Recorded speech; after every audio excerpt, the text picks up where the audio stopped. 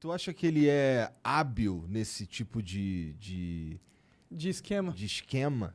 Ele tá conseguindo colocar muita gente no governo, na máquina pública que é leal a ele? Ele está conseguindo, nisso ele tem uma competência em termos de avançar em impunidade, mas é uma competência que é compartilhada com todos os demais atores, né? Então, assim, também não como ele é genial no mau sentido, né? No sentido perverso, porque os demais atores têm interesse. Então Ele você tá num tem ambiente propício, né? você tem a turma que quer blindar os velhos tucanos porque eles foram atingidos, a turma que quer blindar os lulistas, a turma que quer blindar o centrão e tal. Pô, ele se juntou. O trabalho mais difícil é justamente você combater isso.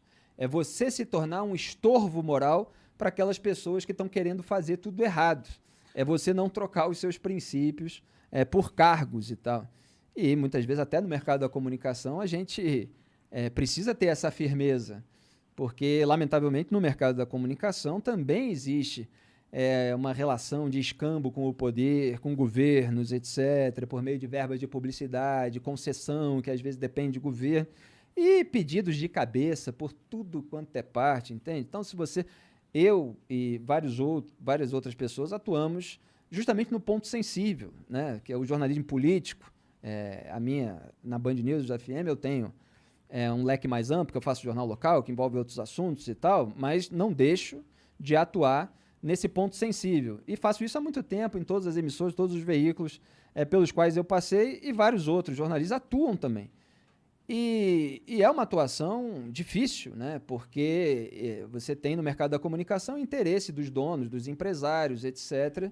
E o governo, em todas as esferas, né, a depender do negócio que o veículo tenha, seja governo estadual, seja federal, eventualmente municipal e tal, ali que fica insatisfeito se você começa a trazer notícias que são incômodas a ele, mesmo que seja verdadeiro, principalmente quando são verdadeiros. Sim. E ainda se você faz uma crítica em cima, expondo a imoralidade na qual ele incorreu, aí começa a tocar o telefone, né? Isso era feito de uma maneira muito mais dissimulada, né? Agora eu estou vendo que o presidente já, até ao vivo, assim, ele fala, se aparecer de novo na tela, eu vou embora, né? Então, assim... Que é o caso do Marinho, isso né? Isso é algo que acontecia, a gente tem um jargão no mercado, né? Que o telefone tocou. E a gente sabe muito bem, quando o telefone toca, vai vir aí um ano eleitoral e é preciso estar atento aí a todas essas articulações, porque quando a sujeira é muito grande, quando o telhado de vidro dos grupos políticos que estão no poder ou disputando o poder é muito grande, o que eles querem é calar quem mostra para o povo brasileiro aquilo que eles fazem e aquilo que eles são. E aí eles exercem todas as pressões possíveis. Você vê eles calando, além de liga para demitir, existem outros mecanismos que o poder exerce para calar alguém? São vários mecanismos, diretos e indiretos, né? Você tem a questão das verbas, então você tem veículos mais ou menos, né, dependentes de verbas de publicidade. Você tem uma falta absoluta de transparência nesse sentido, já falei bastante a respeito.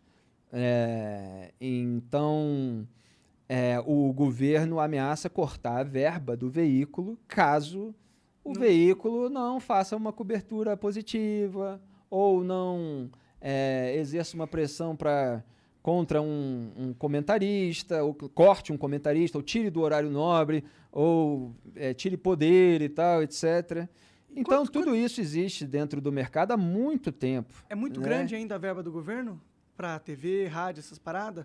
Ainda é muita grana? Porque eu sei que eles davam bilhões, assim, para as TVs, mas eu acho que o Bolsonaro deu uma cortada nesse sentido. São milhões. Não, ele mente ainda descaradamente. Ele mente descaradamente. E tem otário que acredita quando ele fala assim, tá me criticando porque cortou a verba e tal, não sei o quê. Sendo que ele deu a verba para os veículos alinhados a ele que entopem, né, as suas bancadas com passadores de pano da sujeira bolsonarista. Se você vê um veículo aí cheio de passadores de pano, então você pode ter certeza que ele está recebendo verba do governo.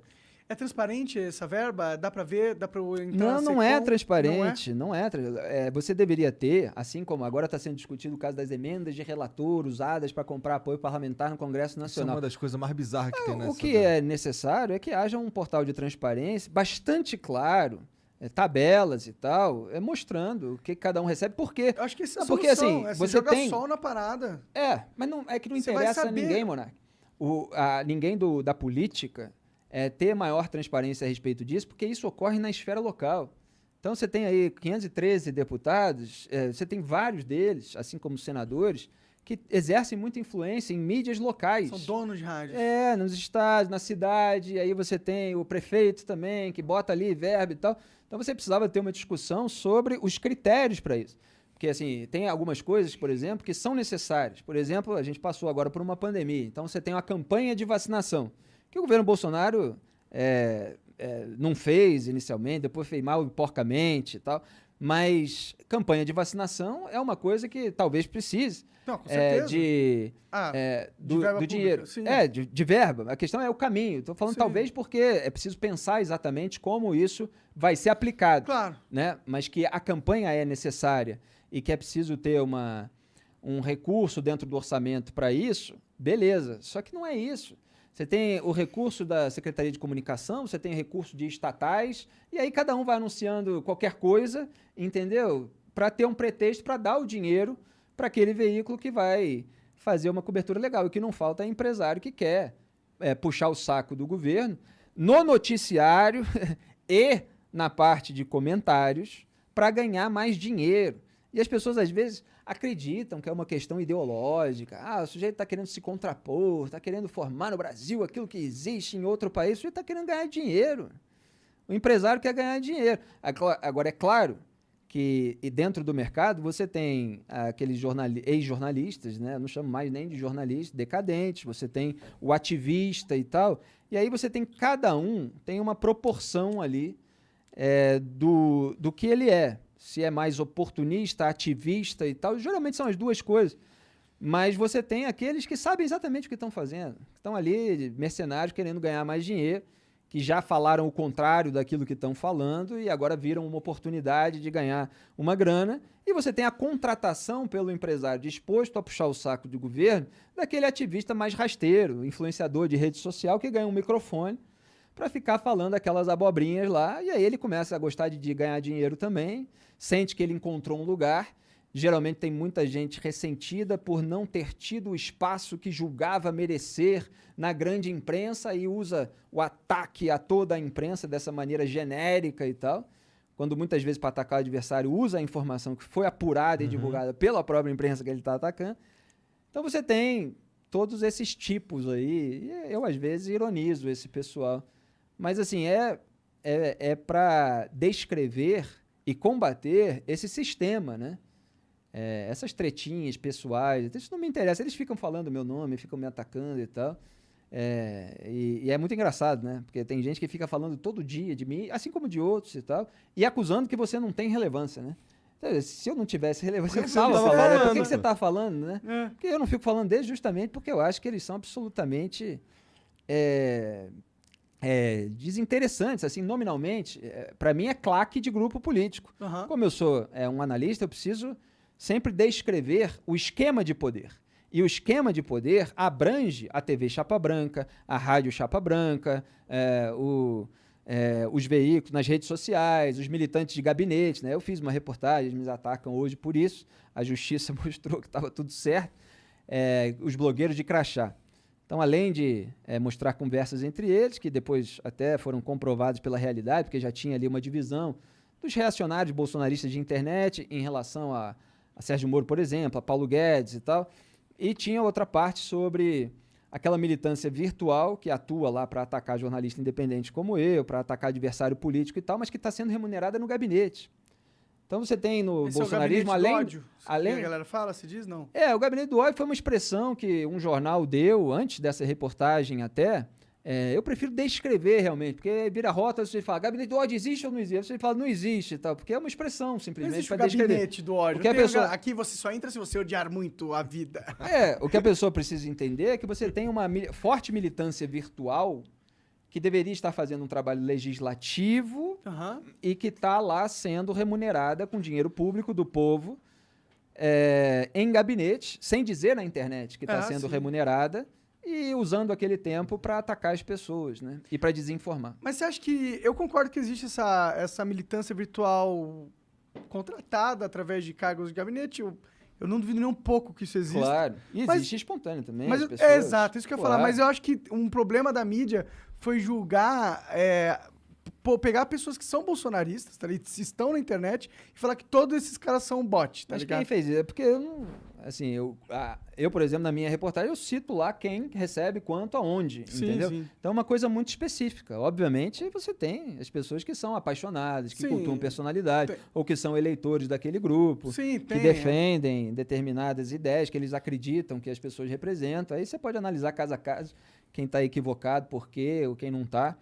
Mas não existe essa generalização. A gente tenta fazer cada análise mostrando todas as nuances, todos os elementos. O que acontece é que, para reagir àquilo que você mostrou objetivamente, eles acusam você de falar algo genérico e tal.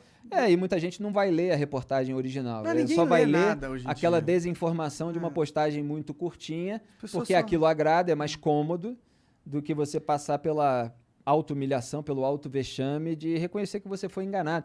Esse é um ponto muito importante da análise cultural, né? As pessoas têm muita dificuldade em aceitar que elas foram engambeladas. Então, elas vão até o fim.